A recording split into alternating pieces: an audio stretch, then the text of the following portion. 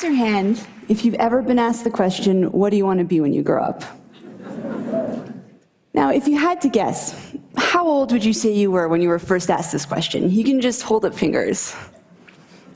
3, 5, 3, 5, 5. Okay. Now, raise your hand if the question, what do you want to be when you grow up, has ever caused you any anxiety? Any anxiety at all? I'm someone who's never been able to answer the question, what do you want to be when you grow up? See, the problem wasn't that I didn't have any interests, it's that I had too many. In high school, I liked English and math and art, and I built websites, and I played guitar in a punk band called Frustrated Telephone Operator. Maybe you've heard of us. This continued after high school, and at a certain point, I began to notice this pattern in myself, where I would become interested in an area, and I would dive in and become all consumed, and I get to be pretty good at whatever it was. And then I would hit this point where I'd start to get bored. And usually I would try and persist anyway, because I had already devoted so much time and energy, and sometimes money, into this field. But eventually, this sense of boredom, this feeling of like, yeah, I got this. This isn't challenging anymore. It would get to be too much, and I would have to let it go. But then I would become interested in something else, something totally unrelated, and I would dive into that and become all consumed, and I'd be like, yes, I found my thing. And then I would hit this point again, where I'd start to get bored. And eventually, I would let it go. But then I would discover something new and totally different, and I would dive into that. This pattern caused me a lot of anxiety for 2 reasons. The first was that I wasn't sure how I was going to turn any of this into a career. I thought that I would eventually have to pick one thing, deny all of my other passions, and just resign myself to being bored. The other reason it caused me so much anxiety was a little bit more personal. I worried that there was something wrong with this, and something wrong with me for being unable to stick with anything. I worried that I was afraid of commitment, or that I was scattered, or that I was self-sabotaging, afraid of my own success. If you can relate to my story and to these feelings, I'd like you to ask yourself a question that I wish I had asked myself back then. Ask yourself where you learned to assign the meaning of wrong or abnormal to doing many things. I'll tell you where you learned it. You learned it from the culture. We are first asked the question, what do you want to be when you grow up, when we're about 5 years old. And the truth is that no one really cares what you say when you're that age. It's considered an innocuous question posed to little kids to elicit cute replies, like, I want to be an astronaut, or I want to be a ballerina, or I want to be a pirate. Insert Halloween costume here. But this question gets asked of us again and again as we get older in various forms. For instance, high school students might get asked what major they're going to pick in college. And at some point, what do you want to be when you grow up goes from being the cute exercise it once was to the thing that keeps us up at night.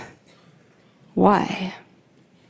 See, while this question inspires kids to dream about what they could be, it does not inspire them to dream about all that they could be.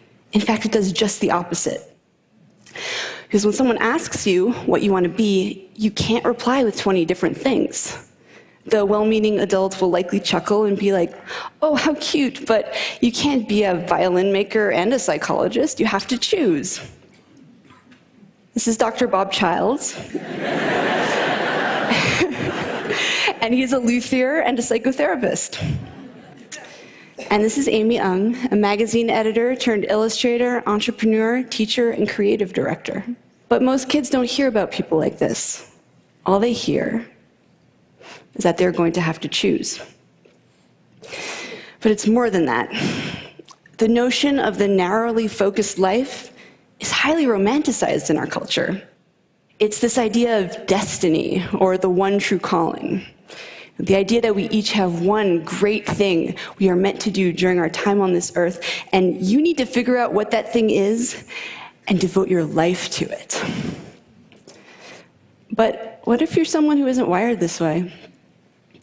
What if there are a lot of different subjects that you're curious about and many different things you want to do?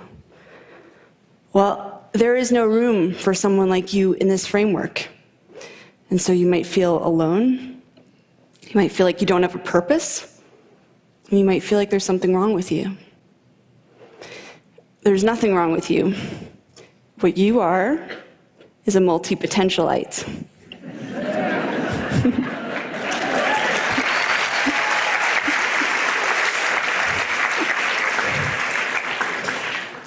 A multi-potentialite is someone with many interests and creative pursuits. It's a mouthful to say.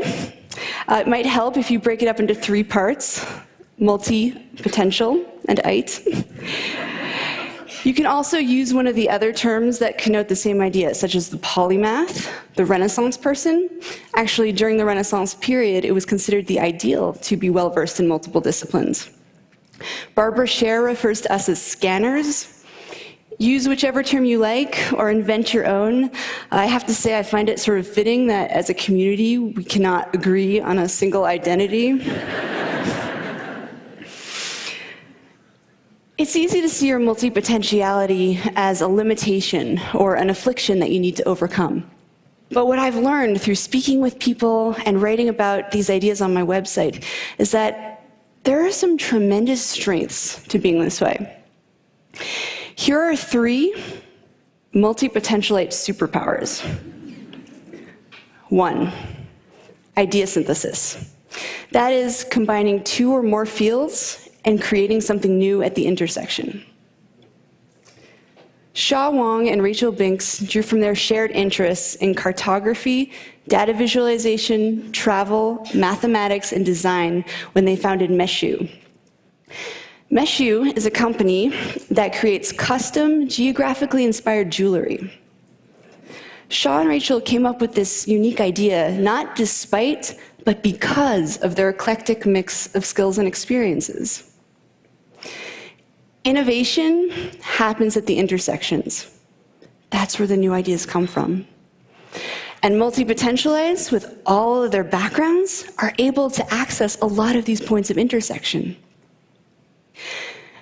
The second multipotentialite superpower is rapid learning. When multipotentialites become interested in something, we go hard.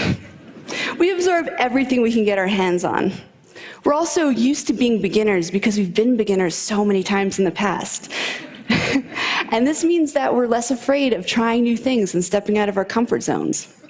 What's more, many skills are transferable across disciplines, and we bring everything we've learned to every new area we pursue, so we're rarely starting from scratch. Nora Dunn is a full-time traveler and freelance writer.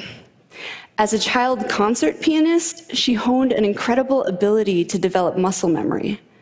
Now she's the fastest typist she knows. Before becoming a writer, Nora was a financial planner. She had to learn the finer mechanics of sales when she was starting her practice, and this skill now helps her write compelling pitches to editors. It is rarely a waste of time to pursue something you're drawn to, even if you end up quitting.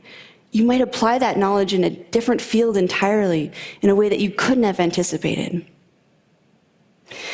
The third multipotentialite superpower is adaptability. That is the ability to morph into whatever you need to be in a given situation. Abe Cajudo is sometimes a video director, sometimes a web designer, sometimes a Kickstarter consultant, sometimes a teacher, and sometimes apparently James Bond. He's valuable because he does good work. He's even more valuable because he can take on various roles depending on his client's needs. Fast Company magazine identified adaptability as the single most important skill to develop in order to thrive in the 21st century. The economic world is changing so quickly and unpredictably that it is the individuals and organizations that can pivot in order to meet the needs of the market that are really going to thrive. idea synthesis, rapid learning, and adaptability. 3 skills that multi-potentialites are very adept at, and 3 skills that they might lose if pressured to narrow their focus. As a society, we have a vested interest in encouraging multi-potentialites to be themselves. We have a lot of complex, multidimensional problems in the world right now, and we need creative, out-of-the-box thinkers to tackle them. Now, let's say that you are, in your heart, a specialist. You came out of the womb knowing you wanted to be a pediatric neurosurgeon. Don't worry, there's nothing wrong with you either.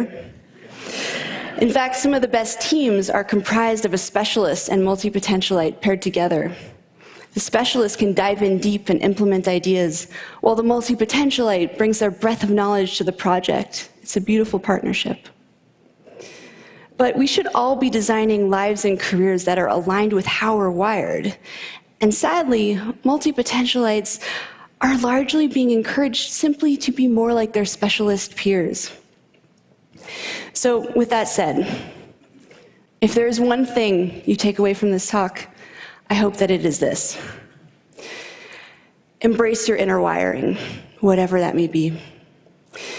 If you're a specialist at heart, then by all means specialize. That is where you'll do your best work. But to the multi-potentialites in the room, including those of you who may have just realized in the last 12 minutes that you are one,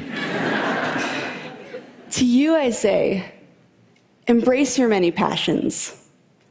Follow your curiosity down those rabbit holes. Explore your intersections. Embracing our inner wiring leads to a happier, more authentic life. And perhaps more importantly, multi-potentialites. The world needs us. Thank you.